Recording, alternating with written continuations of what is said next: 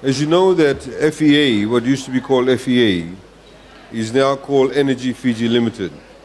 FEA is what we call a statutory body. It used to be a statutory body where government created this statutory body, and its job was to supply electricity to as many people as possible. Now, when FEA goes out and wants to build, for example, Monosavu Dam or Nandarivatu Dam or any other project to supply electricity to you, it has to go out and borrow money to build those things because they cost a lot of money. And when they go out to build those projects and when they want to borrow money, when they go to a bank or they go to Asian Development Bank or World Bank or ANZ or Westpac or Exim Bank of China or Exim Bank of India, whichever entity, those banks require FEA to get a government guarantee.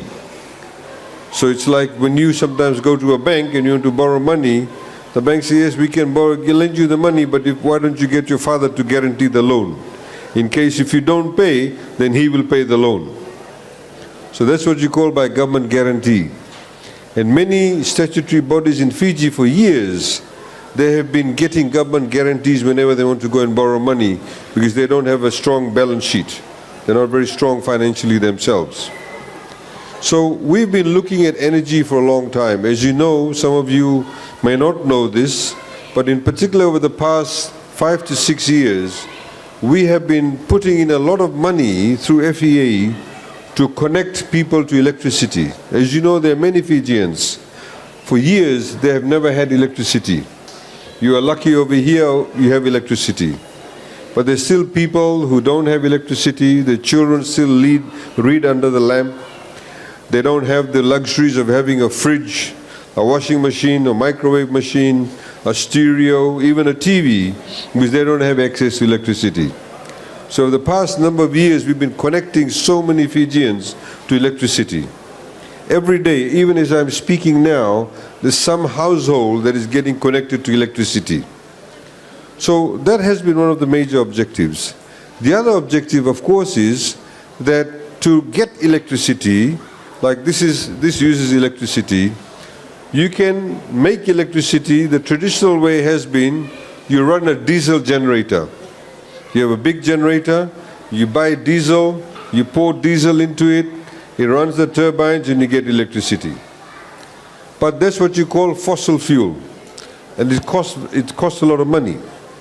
The other way of getting electricity is what you call renewable energy. You get energy from the sun, you get energy from the wind, you get energy from water or tidal wave energy. The different types of energy you can get, or biomass. You know, you burn waste, or you have the waste from timber, the bark of timber, and you burn it. You'll see there's one particular energy plant that's been set up past Singatoga going towards Nandi. The Koreans have set it up in partnership with Fiji Pine. So they use the waste of that, they burn it, and they get the electricity from it, they get steam from it, and it runs the generator. So renewable energy is actually cheap. If you want to go and use the sun, you don't have to pay anybody any money. The sun is free. The same way water is free. The tidal waves. The wind is free. So renewable energy is what we have a huge focus on. But in order to get renewable energy, the setting up of solar panels, setting up of wind farms actually is capital intensive. In other words, upfront you have to put in a lot of money. But to actually get the energy is free. So the Fijian government actually has a target of reducing our dependency of fossil fuel and reduce it by 30%.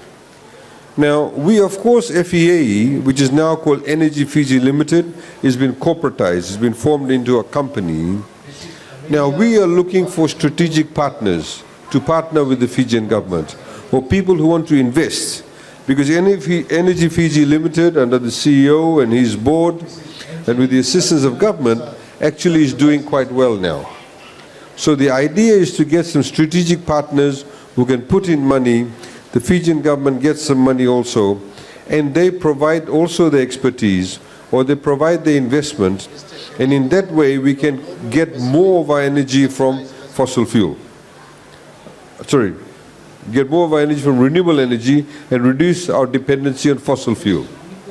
So, as part of this, in terms of what we call giving shares or selling shares, we decided that we need to empower ordinary Fijians with a shareholding in Energy Fiji Limited.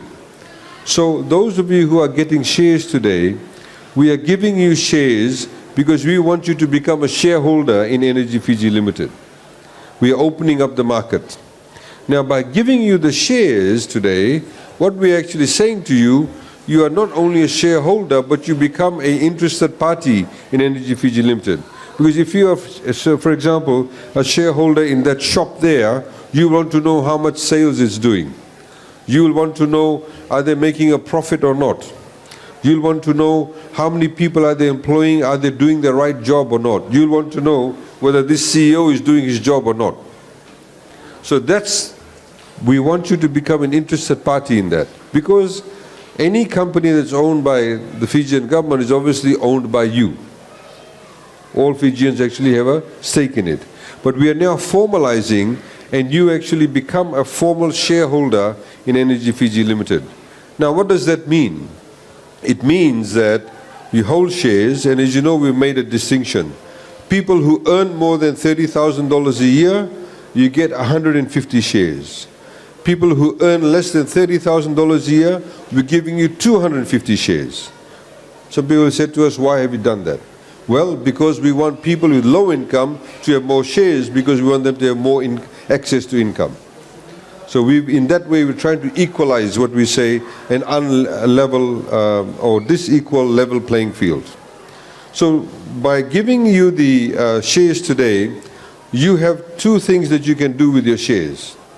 You hold on to your shares, and next year, when we actually list the shares in the South Pacific Stock Exchange, you have the ability to sell your shares. You can go and sell your shares, and you can get money from it. Now, the value of the shares obviously will continue to go up. So the longer you hold on to it, the more money you will get for it. Now, you can also sell some of your shares and keep some of your shares. Some of you may decide to keep it because every year when FEA makes a profit and they declare a dividend, you'll get a dividend from it. It'll become like a regular income. This is why people, for example, hold shares in Fijian Holdings, they hold shares in what used to be called Carlton Brewery, they hold shares in other companies. So when that company makes profit, they give you a payment, a check. You know, some people used to have a life insurance policy before. And we know when they became colonial and into the new entity, people got shares. A lot of people sold those shares. But some people held on to it and they got dividends paid. So I would urge you, those of you who are getting the shares today, try and hold on to the shares. Don't try and sell it next year when you can't sell it. Try and hold on to it because this is your asset. You can keep it for yourself. You get every year, you get small dividends that are paid to you. You can pass it on to your children. You can pass it on to your grandchildren. You may decide, I'm getting good dividends, I want to buy more shares. Because what we're doing, we're allowing people to own more shares. Now, because we are giving you these shares for free, you're getting it for free, it's what we call non-voting shares. You don't necessarily have the right to vote. So what we've done, we've kept 5%, so 100% is owned by the company, 51% will be held by the Fijian government, the balance of the 49%, 5% of that we've given it to you. And we've kept the balance, some of it is being kept in trust. Because as you know, as I've said to you earlier on, there are people every day getting connected to the electricity.